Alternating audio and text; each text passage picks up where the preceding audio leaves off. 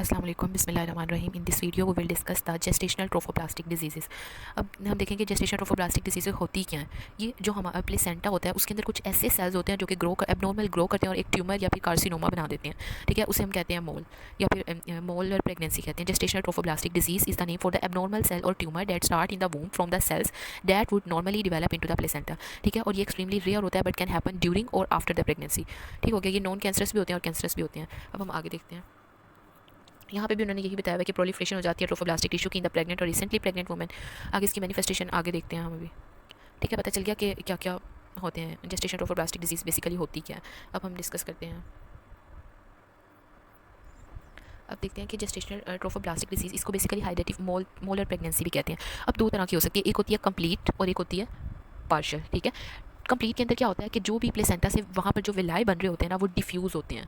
ठीक है, और वहाँ अगर जब हम अल्ट्रासाउंड में देखते हैं तो हमें छोटे छोटे ड्रॉप्स की तरह हमें नजर आते हैं, सिस्ट बनी होती है। जैसे वाटर के ड्रॉप्स होते हैं या फिर सिस्टिक स्ट्रक्चर होता है, छोटी छोटी सिस्ट बनी होती हैं।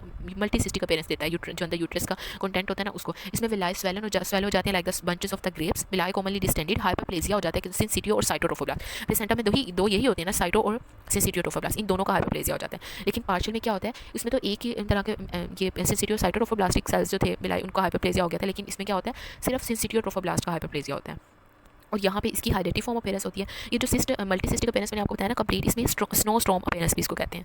ठीक है, और कंप्लीट के अंदर कोई फीटल पार्ट इन्वॉल्व नहीं होता, लेकिन पार्शियल के अंदर फीटल पार्ट भी इन्वॉल्व होता है। ठीक है, अब हम इसकी कैरियोटाइप देखते हैं। इसमें 46XX ज़्यादातर तो जो मेल है वो 95% होता है, उन्होंने 5% बताया कि 46XY भी हो सकता है। और जो मेल है यानी कि इसके अंदर ज़्यादातर all chromosome all the paternal region यानी कि फादर से ही आते हैं जो भी क्रोमोसोम आते हैं। लेकिन पार्शियल के अंदर ये 69XX और XY कैरियोटाइप होती है और इसके अंदर पैटर्नल और मैटर्नल दोनों क्रोमोसोम्स होते हैं। ठीक हो गया, अब हम देखते हैं कि कैसे जो कंप्लीट मोल है और वो पार्शियल मोल है कैसे कैसे बनते हैं। एक तो कंप्लीट मोल जो होते हैं ना वो दो तरह के होते हैं। ठीक है, एक जो एम्प्टी, इसके अंदर एम्प्टी एग होता है। एम्प्टी एग स्पर्म के साथ जब फर्टिलाइज करता है उसके बाद क्या होता है 23X बन जाता है। ठीक है, ये 23X जाइगोट जो है वो डुप्लीकेट करता है और बना देता है 46। एक तो ये होगी, और दूसरी टाइप ये है कि एक एम्प्टी एग जो है वो दो स्पर्म्स के साथ, ऊपर वाला एम्प्टी एग एक स्पर्म के साथ उसने फर्टिलाइज किया तो फिर जो क्रोमोसोम बने वो डुप्लीकेट हो गए। लेकिन सेकंड इसका क्या है कि दो स्पर्म जो है वो एक एम्प्टी एग के साथ मिलेंगे तो क्या बनेगा 46X।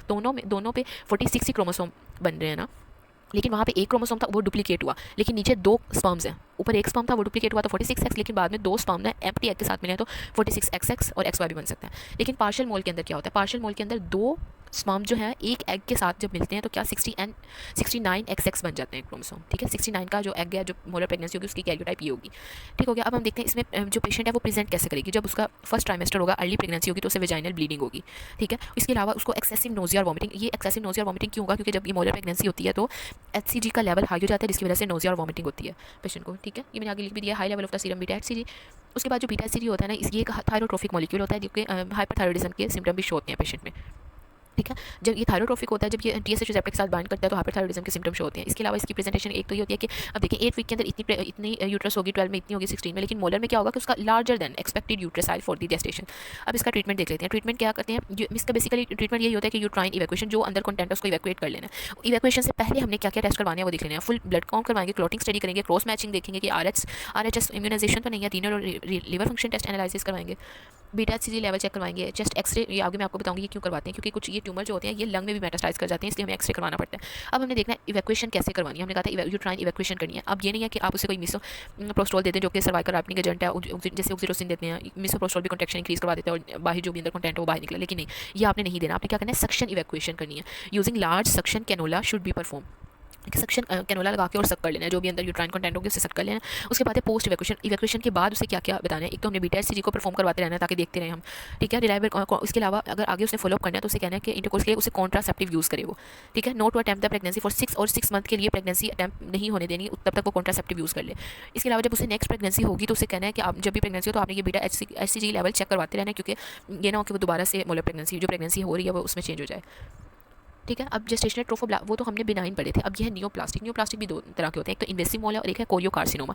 इन्वेसिव मोल नाम से पता चला इन्वेड कर जाएगा, वो मायोमीट्रियम जो भी ब्लड वेसल होगी वहाँ अंदर तक इन्वेड कर जाएगा और यूट्रस की परफोरेशन हो जाएगी, इन्वेजन हो जाएगी पैरामीट्रियम की। ठीक है, ये स्पॉन्टेनियसली रिजॉल्व हो जाता है, लेकिन अगर हमने मॉर्बिडिटी और मोर्टेलिटी को प्रिवेंट करना तो हमें चाहिए कि सर्जरी से उसको ट्रीट कर दें। और कोरियोकार्सिनोमा मोस्ट कॉमनली अगर after the complete molar pregnancy के बाद जो होता है, ये जब मोलर प्रेगनेंसी कंप्लीट होती है फिर उसके बाद जब वो इन्वेट कर जाती है तो वो कोरियोकार्सिनोमा में चेंज हो जाती है। बट कैन आल्सो अगर आफ्टर एनी प्रेगनेंसी, ये भी रेयर कंडीशन होती है, नॉन जेस्टेशन वेरिएंट है, अराइज डायरेक्टली, ये ओवरी में भी हो सकता है डेवलप। ठीक है, 2% मोल जो होते हैं वो कोरियोकार्सिनोमा देते हैं, लेकिन उसका 1000 टाइम रिस्क ग्रेटर ज़्यादा हो जाता है इसमें। ठीक है, इसके अलावा ये ट्यूबर मेटास्टाइज में यहाँ लिखना था, यहाँ पे आप लिख लें कि ये लंग में मेटास्टाइज कर जाता है। ठीक हो गया।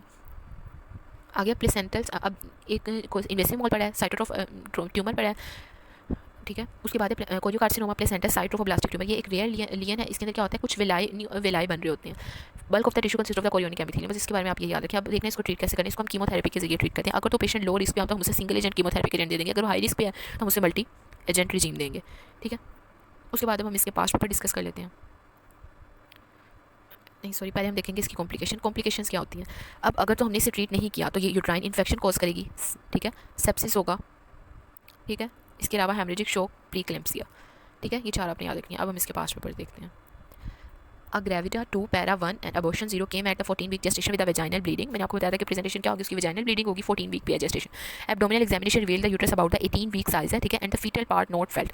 हमने देखा था fetal part जो था पार्शियल मोल, उसके अंदर तो थोड़ा बहुत fetal part होता है लेकिन कंप्लीट में नहीं होता। तो ये कौन सा डायग्नोस है, कंप्लीट मोल। ठीक है, अब उन्होंने इसकी कॉम्प्लिकेशन पूछी है। कॉम्प्लिकेशन मैंने आपको बताई है क्या क्या होती है। सेप्सिस होता है। ठीक है, इसके अलावा यूट्राइन इन्फेक्शन होता है, और ठीक है, यूट्राइन इन्फेक्शन था, हेमरेजिक शॉक और प्रीक्लेम्पसिया। अब उसका मैनेजमेंट वही जो इवैक्यूएशन बताई थी और सक्शन करते हैं। ठीक है, उसके बाद है second question. 35-year-old woman in her 6th pregnancy report vaginal bleeding at 10 week of gestation on examination uterus is enlarge to 14 week and ultrasound show the snowstorm appearance. Snowstorm appearance with the absence of the uterus, मैंने आपको बताया था वो grapes like और snowstorm एक ही बात है। With the absence of the fetus, और फीटस पार्ट नहीं है तो ये भी कंप्लीट मोल है। और उसके बाद अलावा मैनेजमेंट और फॉलोअप पूछा है। मैनेजमेंट में उसको बताना है कि वो इवैक्यूएशन उसकी करेंगे। इसके अलावा फॉलोअप में उसको बताना है कि जब नेक्स्ट प्रेगनेंसी होगी HCG लेवल करवाते रहना, उसको मैंने आपको पहले बता दिया, वही सारे इसके अंदर भी लिखने हैं। ठीक है, जज़ाकल्लाह।